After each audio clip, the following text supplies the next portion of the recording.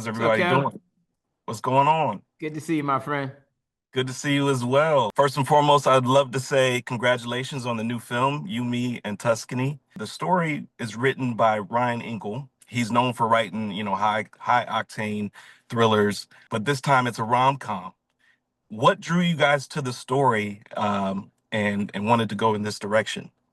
Well, when I read the script, I didn't look up Ryan. I didn't know him. And I thought, wow, someone has written a rom-com with the propulsive energy of an action film. And it was like Right. really, I read a lot of rom-coms and a lot of them are just people talking. And this was like an adventure story where Anna gets kind of taken along on this journey and there's an action to it. So I was so excited when I read it. And then Will had worked with Ryan Yeah, before, yeah. and he Mhm. kind of discovered that he had written it with his wife. It's So why that was the Right. key. yeah, Once I knew he there was a woman's touch, I was like, okay, that makes a lot of sense because it's not what we typically know Ryan to do. But it works. It really does. And sometimes when you have that collaboration between people with different skill sets, it can turn out quite nicely. I think that's the case with this script. And this film was shot in Tuscany.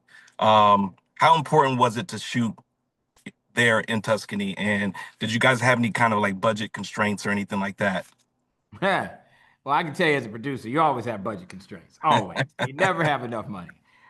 Look, it's hard to get any movie made today, but one thing that was really, really important that we talked about early on was the opportunity to shoot this actually on location. You got to Mhm. underline that these days. The world of AI and CGI, no. We actually packed up and flew across the world, and it matters because the best rom-coms are not just about your leads, but it's also about that third character, which is the location.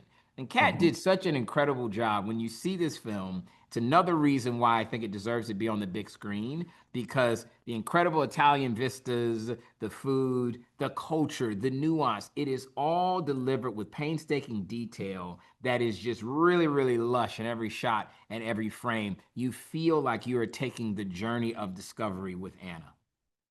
And to be able to tell this story with the black woman's perspective, with Halle Bailey and Rege, how important was it to be able to tell this story through that lens?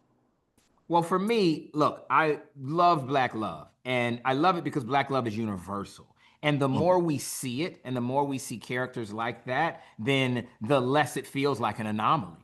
So I love the idea that it's a universal story, but it's told through the lens of these two characters. One's Black American, one's Black and not American, right? And at the end of the day, they're just human and they're just out there and they're fallible and they look great and they're making good choices and bad choices. All of that is really, that's one of the main reasons I got into the film business was to tell human stories, but to do it in a way that feels very, very authentic. And audiences of all stripes these days are drawn, they are gravitating to authenticity.